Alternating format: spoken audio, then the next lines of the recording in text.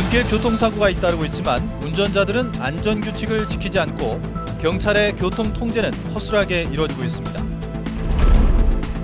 곶자왈을 보존지구로 지정하자는 용역 결과가 나왔지만 사유지가 60%나 돼 주민 동의가 관건입니다.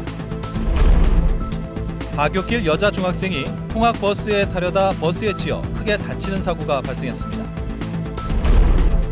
치매 노인의 실종을 막기 위해 버튼 하나만 누르면 위치를 알려주는 단말기가 보급됐습니다.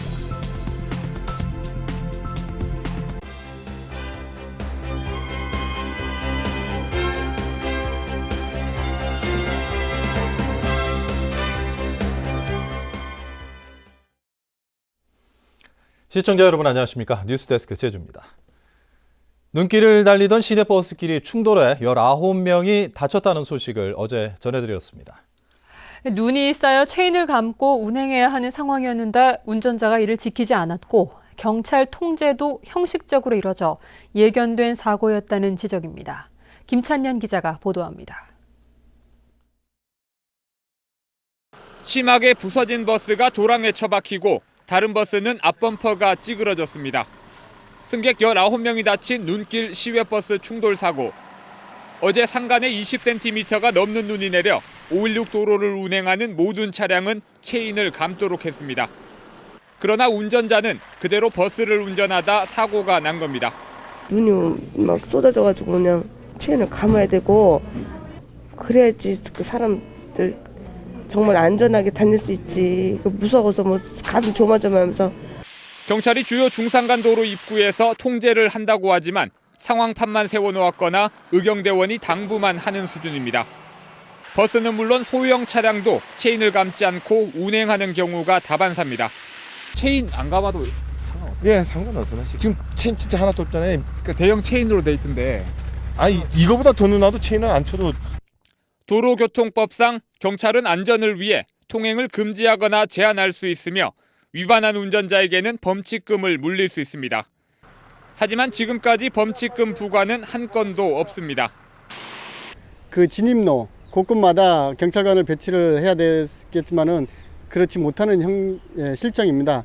그래서 입간판으로 대신하고 있기 때문에 단속하는 데 어려움이 있습니다. 버스 사고는 대형 인명피해로 이어지기 십상입니다. 경찰이 안내와 당부가 아닌 보다 적극적인 통제를 해야 하는 이유입니다. MBC 뉴스 김찬년입니다. 제주 생태계의 허파로 불리는 곶자왈의 훼손을 막기 위해 특별법에 보존지구로 지정하자는 용역 결과가 나왔습니다. 하지만 곶자왈 사유지에 대한 개발 행위가 제한될 것으로 보여 제주도의 정책 의지가 시험대에 올랐습니다. 현재훈 기자가 보도합니다. 지하수 함량과 식물종 다양성이 뛰어난 곶자왈 면적은 109제곱킬로미터. 하지만 개발 행위에 무방비로 노출되면서 곶자왈의 5분의 1가량은 이미 각종 개발 행위로 훼손됐습니다. 이에 따라 추가적인 훼손을 막기 위해 제주특별법에 명시된 보전관리지구에 지하수와 생태계 경관지구에 이어 곶자왈을 추가하는 방안이 제시됐습니다. 반드시 보존이 필요한 지역은 핵심 지구로 지정하는 등 곶자왈을 등급화해서 개발 행위를 제한하자는 겁니다. 그 보존지역 관리조례 거기에다가 지정 기준이나 행위 제한 기준을 매우 구체적이고 명료하게 담자는 겁니다. 그러면 지금보다는 훨씬 체계적으로 곶자왈을 보존 관리할 수 있지 않겠나. 이렇게 되면 곶자왈 지역의 개발 행위가 지금보다 훨씬 엄격해집니다. 하지만 곶자왈 사유지가 전체 면적의 60%에 이르는 상황에서 주민들의 참여와 동의가 관건입니다. 현재 개발 가능한 지역이 대부분 사유지라는 점을 놓고 봤을 때 도에서는 사유지에 대해서 등급을 상향시킨과 동시에 개발을 적극적으로 제한하는 그런 정책적 방향 제시가 필요하고요. 무분별한 개발에 노출된 곶자왈을 보존하기 위한 종합 대책이 나오면서 제주도의 환경 정책 의지가 시험대에 올랐습니다. MBC 뉴스 현재훈입니다. 각종 개발로 인해 용천수가 사라지거나 말라가는 것으로 조사됐습니다. 제주도 수조안본부가 지난해 용천수 481곳을 조사한 결과 204곳만 양호했고 146곳은 매립 등으로 사라졌습니다. 또 56곳은 물이 전혀 나오지 않았고 54곳은 용수량이 부족해 고갈 위험에 처해 있습니다.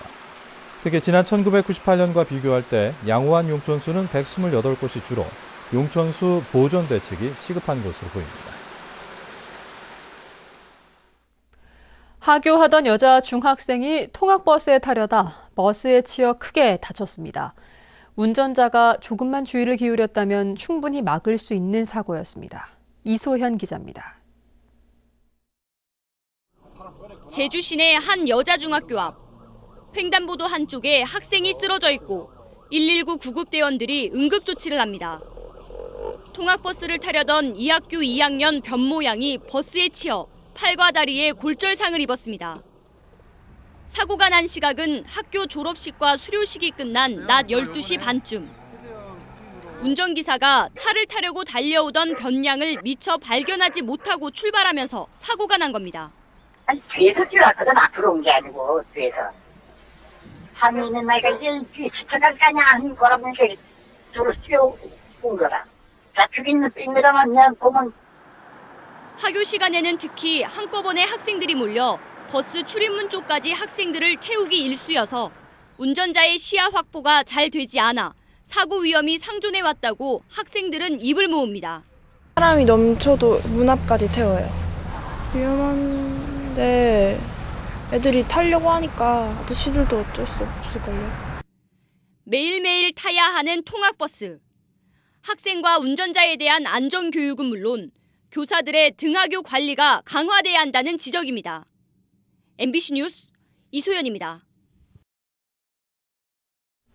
최근 치매 노인이 실종되거나 숨지는 사고가 잇따라 발생하고 있는데요.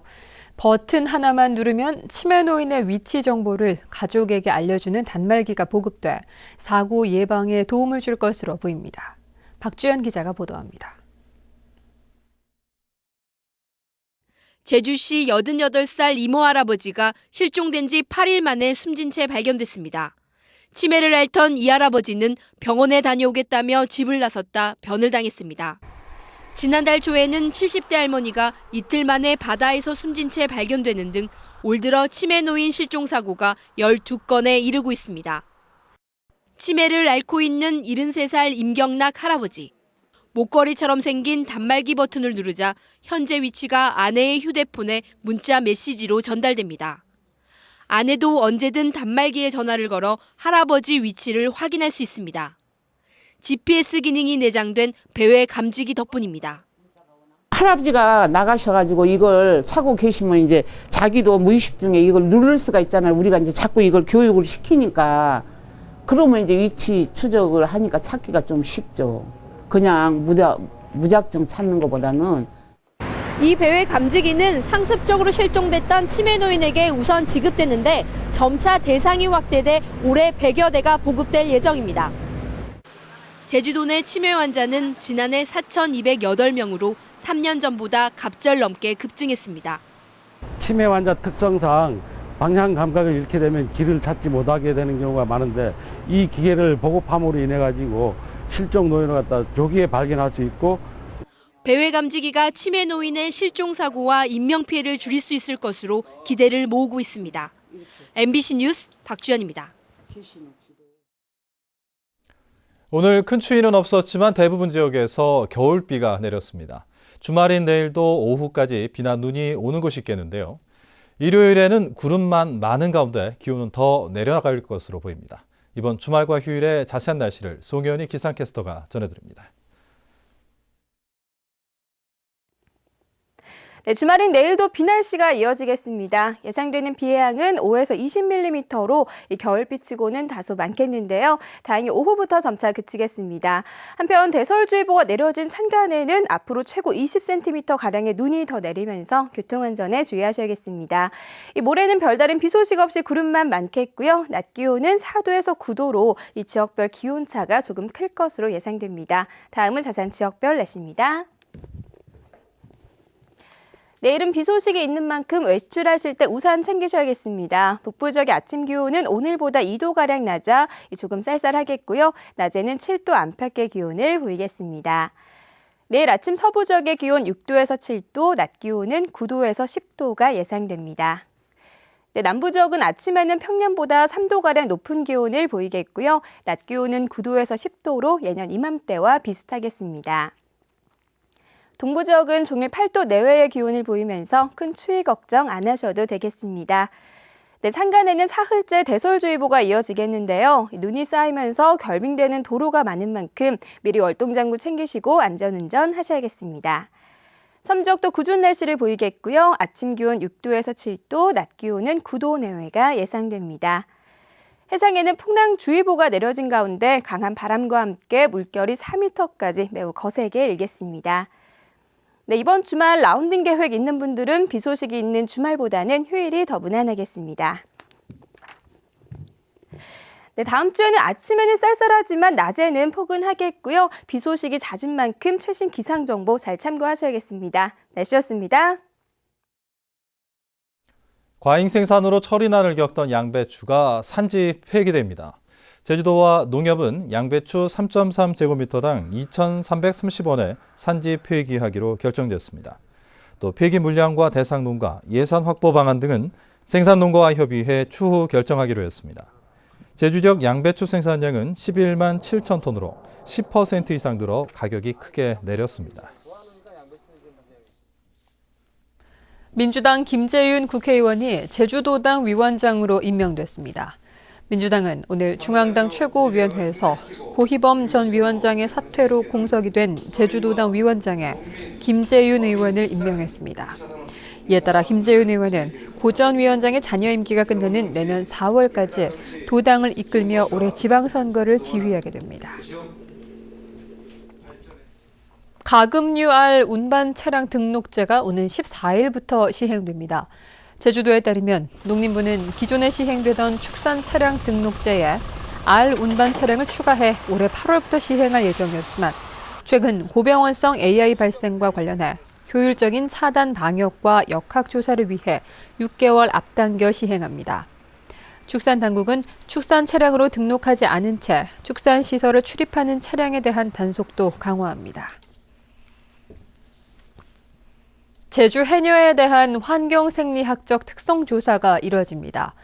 제주도는 서울대와 공동으로 해녀들의 물질에 따른 체온 조절과 추위 적응, 피부면의 변화 등 환경 생리학적 능력 연구를 시작했습니다.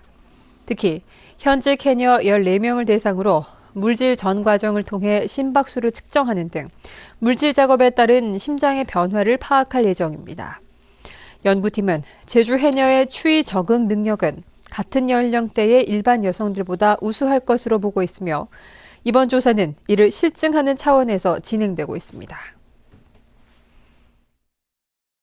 초등학교 여자 화장실에서 성인 남자가 몰래 촬영하다 들키자 달아나는 사건이 발생해 경찰이 수사에 나섰습니다.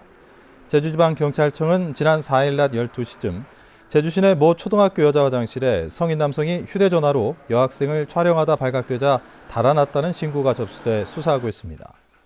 경찰은 CCTV에 찍힌 남성의 화면을 확보해 용의자를 쫓고 있습니다. 코뼈 교정 수술을 받다 고등학생이 숨진 사고를 수사 중인 제주 서부경찰서는 어제 부검 결과 뇌부종 상태였으며 마취제가 과다 투입됐는지 여부를 가리기 위해 혈액을 국립과학수사연구원으로 보냈습니다. 또 수술을 한 의사를 다음 주에 소환해 업무상 과실 여부를 조사할 계획입니다. 한편 고등학생인 18살 임모군은 그제 오전 제주시 노형동의 한 이비인후과에서 코뼈 수술을 받은 뒤 숨졌습니다. 뉴스데스크 제주였습니다. 여러분 고맙습니다.